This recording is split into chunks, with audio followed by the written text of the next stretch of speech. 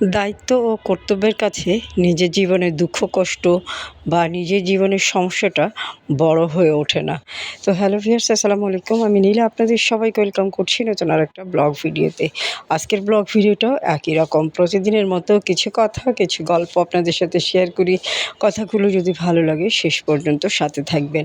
আজকে যেটা বলছিলাম, কখনো কখনো দায়িত্ব আমাদের জীবনের চেয়ে অনেক বেশি মূল্যবান হয়ে যায়।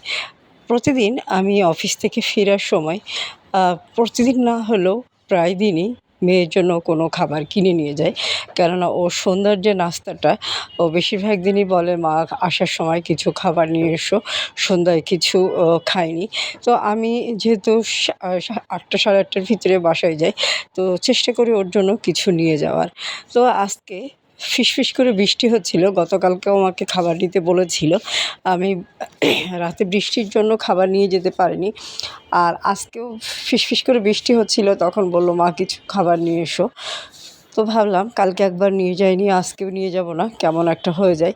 তো গাড়ি থেকে নেমে হালকা বৃষ্টির ভিতরে ভিজেই ওর জন্য আমি একটা চিকেন ফ্রাই নিলাম দুইটা, একটা ওর বাবা আর আমি দুজনে মিলে খাবো, একটা ও খাবে।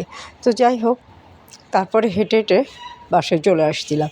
আসতে আসতে দেখলাম একটা ঝালমুড়িওয়ালায় ঝালমুড়িটাকে খুব সুন্দর করে প্যাকেট করে উপরে ছাতা দিয়ে বিক্রি করছে।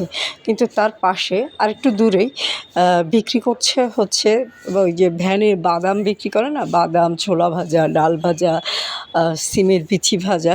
তো ভ্যানের গাড়িটা তো বড় একটা ছাতা ওই ভ্যানের জিনিসগুলোকে ঢেকে রেখেছে, কিন্তু মানুষটা ভিজে যাচ্ছে। আর যখন ফিসফিস করে বৃষ্টি হলেও যখন এক জায়গায় বসে থাকা হয়, তখন মানুষের মাথায় বা শরীরটা ভিজেই যেতে পারে। তাই মনে মনে ভাবছিলাম যে দায়িত্বটা আসলে এমনই জিনিস, হ্যাঁ, কখনো কখনো নিজের চেয়ে, নিজের শরীরের চেয়ে বা নিজের ভালো থাকা ভালো লাগার চেয়ে দায়িত্বটা অনেক বড় জিনিস। হয়তো ওই ছোলা ভাজা বা বাদাম ভাজা ভিজে গেলে তার অনেক বড় ক্ষতি হবে, তার পরিবারের না খেয়ে থাকতে পারে, তার জীবন ধারণে অসুবিধা হতে পারে বা অনেক কিছুই হতে পারে। কিন্তু সে যদি একটু অসুস্থ হয়, জ্বরে পড়ে, তাহলেও হয়তো সেটা রিকভার করতে পারবে। কিন্তু তার যে লসটা হবে, তার জিনিসটা ভিজে গেলে সেই লসটা হয়তো সে রিকভার করতে গেলে আরও বেশি কষ্ট হবে। তাই দায়িত্ব জিনিসটাই এরকম।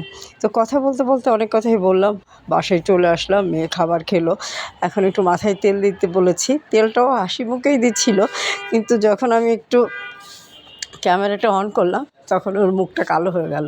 কারণ আমি ভিডিওগুলো করি, ও খুব বেশি লাইক করে না, ও বা ওর বাবা কেউই লাইক করে না। তো যাই হোক, এটা আমার নেশা, এটা আমার পেশা বা এটা আমার কাজ বলতেই হবে। আমি এই কাজের জন্যই প্রতিনিয়ত এই কাজগুলো করে থাকি। তো যাই হোক, জীবনের চেয়ে দায়িত্ব অনেক বড় বিষয়। আমরা যারা নিম্ন মধ্যবিত্ত, একদম নিম্ন শ্রেণী বা নিম্ন মধ্যবিত্ত আছি, তাদের জন্য দায়িত্ব জিনিসটা এরকম। তো যাই হোক, অনেক কথা বললাম। কথাগুলো যদি ভালো লাগে একটা লাভ রিঅ্যাক্ট দিবেন। এখন কিন্তু সুন্দর একটা নকশি কাঁথা দেখাচ্ছি।